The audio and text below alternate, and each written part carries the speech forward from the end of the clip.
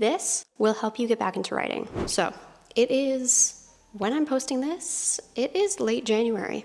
And I am guessing that you have kind of fallen off your writing habits or you're falling behind on your writing goals. I am here to help you by giving you some encouragement, giving you some advice on how to get back on track with your writing goals. Hello, my name is Bridget and I am a filmmaker and writer and storyteller. I'm here to help you create the most engaging and authentic stories you possibly can. So, let's get into it. Number one is breaking your goal down into smaller pieces. I know this is a pretty commonly known thing, but hear me out. The idea of setting a goal that is like, I'm gonna write a novel by the end of the year, great, but that is freaking scary because novels can be quite huge and we need to get specific with our goals this year. If your goal is to finish your novel by the end of the year, I want you to get even more specific with it. Does that mean finishing your first draft? Does that mean like finishing a second draft? What does that mean? I encourage you to at least go into quarterly goals. Give yourself a word count. Set the idea of a word count for your finished novel and then break it down into quarters so that you don't have to stare at the ginormous word count on your document and be like, I'm nowhere close to where I wanna be, because that will happen.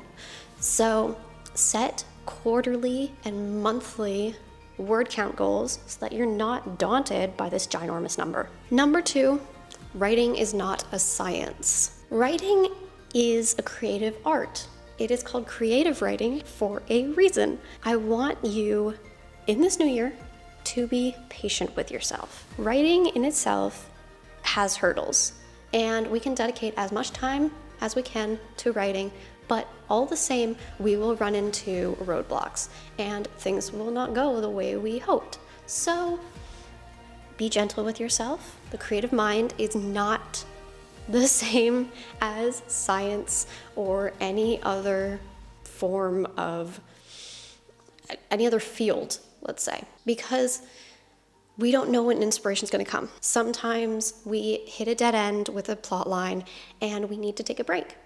So don't be too hard on yourself, especially if this is your first novel, like it's my first novel and I took quite a long break.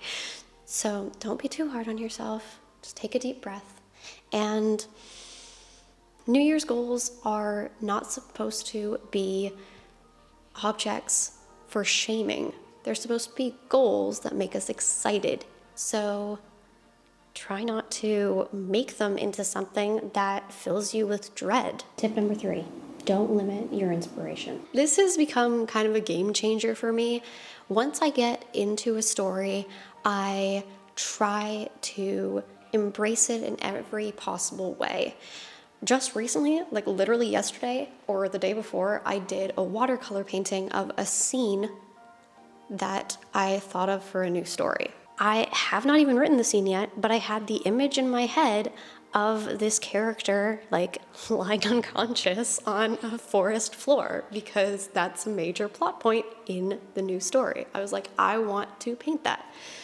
And I'll insert a picture of the painting right here.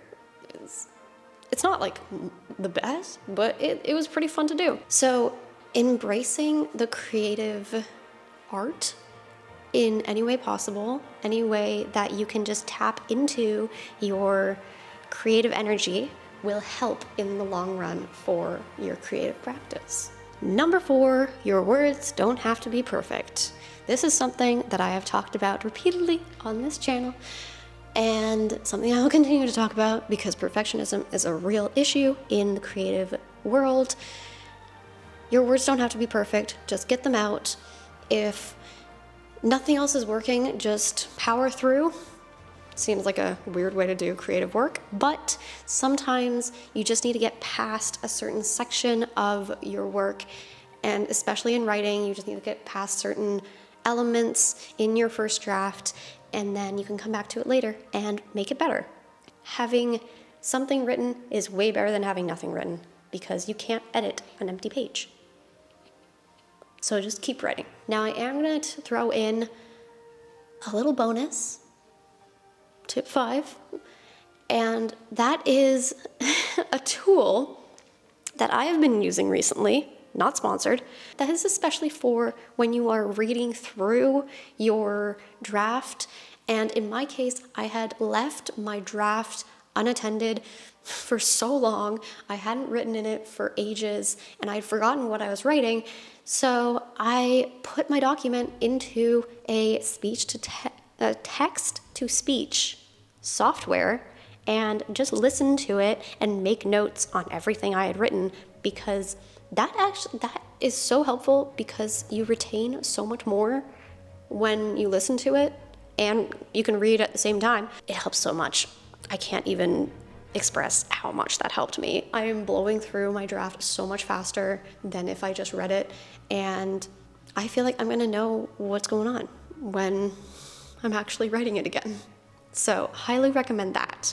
If you want more fun little advice, tips, and tricks, I have a free workbook that I made that is designed to be 10 minutes of mindset shifts that will help you boost your writing confidence and start writing even more. All you have to do is hit the link down in the description, join my email list, and you will get it right away. So it's completely free.